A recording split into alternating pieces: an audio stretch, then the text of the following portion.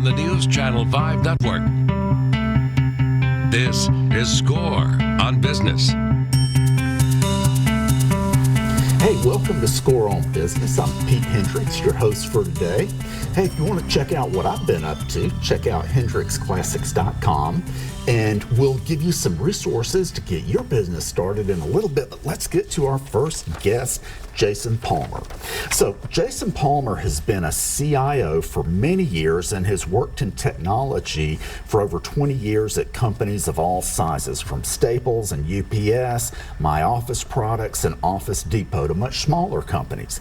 He has now moved on to a role with Unified Payments Group, which is based here, correct? Yep. Unified Payments Group is their CTO, and thanks for being here. Thanks for having me, Pete. It's good to see you again. Yeah, it's good to have you here. You share great information. So tell us about your new role as CTO of Unified Payments Group. Sure. So Unified Payments Group is a company that was founded by some very impressive people with over 100 years of combined experience in the payments arena, and led now by somebody that's very impressive with a strong banking and treasury management background. And what we strive to do is to help companies in a B2B arena drive AR efficiencies, make it more efficient, faster, and less expensive. Okay. And we're really focused in that B2B segment, where, you know, in the B2C you may have seen some disruption with Square and things like that. Right. And we're really focused in the B2B. Yeah, so companies selling to other companies, and your customers, you're really helping them, looking to help them improve the efficiency of getting paid. The efficiency of getting paid, and you know, there are some other companies out there that are doing it, but most of the solutions out there they're very big, they're heavy, there's a long implementation time, there's a lot of cost associated with it. So what our founder had a vision was, let's go and we can do this in an a la carte and like a modular way, so that if you want this, you can get started very quickly, start seeing some of the advantages of doing things that you're allowed to do today that maybe you couldn't do before, and how technology can enable that. And then the other thing is, the company is full of people who know the accounts receivable space, and it's really a consultative approach. So while I'm there and the company has phenomenal technology, the technology is there to support the consultative approach and the experience that there's that they have. And I like what you're saying. There's a term for it which I can't remember, but building the modular, it sounds like you're building the software modularly, and that's what they're doing these days, right? Yes, and you're probably talking about microservices, or service-based, service-oriented. And we are doing that, and the software it's very impressive software. It's modern, it's fast, very stable and scalable, and it's just easy to work with. And I think the important thing is, if you want no technology integration, we can offer that, and you can get started with that tomorrow. But then if you want to move on and say, okay, well, we're going to integrate our systems, and I'm going to start pulling things from your ERP, we'll work to, on getting them paid, and we'll push it back in, and you can get to a very tight integration, where there's no manual cash application, and everything's automated. And I guess for some of your customers, they're going to deal with companies that require them to be integrated, right? It really depends on the customer and how they do business with their customers. Right. We actually see a lot of companies out there that they just want to get started with, we'll talk down the road what surcharge is, but start reducing their cost, their treasury cost, and their cost to collect their money. They want to start on that tomorrow. They don't want to go through an IT project that could be, 3, 6, 12. I mean, I put one of these other systems in that helps with collections at another company, and we spent over 12 months on it, and a fortune, and then that one never actually even went live. So this allows, let's just get in and start saving money. Because for the customers, they can get started. It gives them a chance to see what you can do. Exactly. And that's what I love about entrepreneurs. You're quick and nimble. Exactly, and that's Yeah. that's the entire goal of this company. And is it to- sounds like the software is being architected really well. Yeah, the software. So when I came in, what they had is a phenomenal backbone. So there's nothing that needs to be fixed. What we're doing is we are adding on to it. Right. And the biggest thing that I'm doing is they have this great core of software, but what they need to do next is integrate with individual ERP systems. So if you use call it Epicor and I use Microsoft product and Yeah. NetSuite, or we want to do that integration so that when those customers do want to become more automated with us, it's so low effort that we can just walk through it. It's a very quick and easy process. Awesome. Awesome.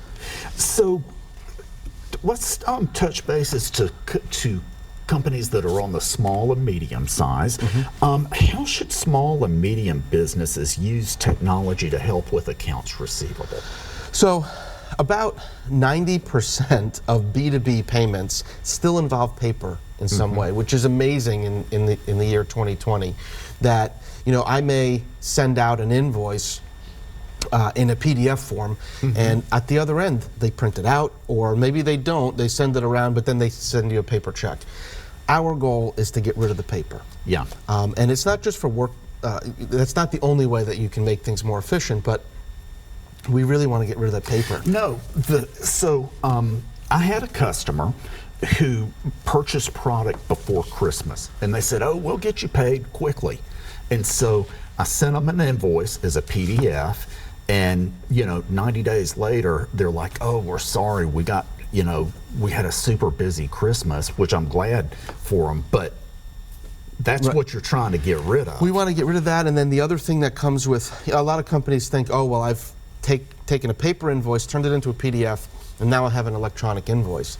And while it is electronic, you really haven't gained a lot of the benefits that you can from a truly electronic and what we call our Yeah. smart invoice, which the next thing that delays things is smart invoicing, is dispute resolution, and we have smart invoicing where when we do get to that point where we're integrated, the customer can say, "Okay, well, I'm going to pay all these lines, but this one I'm disputing," and you can go through that resolution process in an electronic way, but you also get paid for all the lines they're not disputing. Right. Which in today's paper world and a PDF world, you don't get paid anything on that invoice while they're disputing one line. Right. Okay, that makes a lot of sense. So that's one area, but what small businesses should really be looking for is you want to give your customers a way to pay online.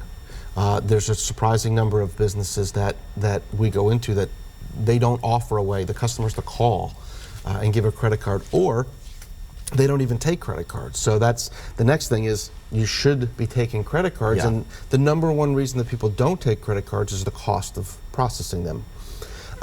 There's something now called surcharging in the industry, and what surcharging is you've probably seen it. You go into a business and they say, if you pay with a credit card, we're going to charge you 3% or 2.9%. That just became legal in the last couple of years.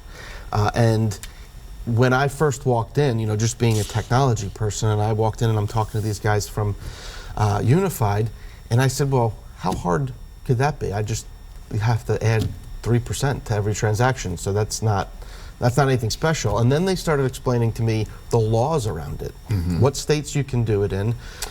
Right. You cannot do it to a debit card; that's illegal. You can't profit from it. And the big problem there is you don't know what that credit card is going to charge you, what the fee is going to be for that card when it's presented to you. There's no way to know until after the fact. So there's no way to set the percentage based on the card because you don't know the fee at the time. So we have a solution that will help, that will surcharge. You'll come up with a surcharge and you'll tell your customers, we're going to charge you this if you use a credit card. We also give them ACH on the same website. So if you don't want to pay the fee, right here you can pay no fee. Now that's a big deal. They just pay. Yeah. It's huge. And what we do with the surcharge is net effect to the merchant is you pay nothing to process credit cards. So whatever you're paying now, those fees go completely away. They're paid for by the surcharge that you're charging your customers. And we have a team of lawyers that have validated our approach in the different states. We take care of everything. When you put a credit card number into our system, we can tell immediately whether it's a debit card, what state, if that state allows surcharge. So we do all that. We take all that liability, and effectively you have a zero cost to process cards. That's awesome. We need to take a quick break, and ladies and gents, we'll be right back.